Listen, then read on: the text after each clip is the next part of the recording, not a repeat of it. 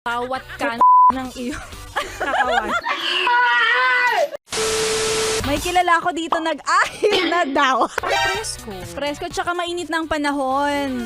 Paalala din, marami na nga rin nagpapakalbo eh. Kala Ay, nyo, oo, correct. hindi lang mga babae, mga lalaki din. O, diba? Ayan, tutok mo pa sa anit ni Rico Pañero.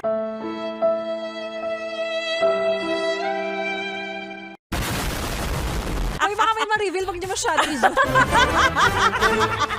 Okay naman.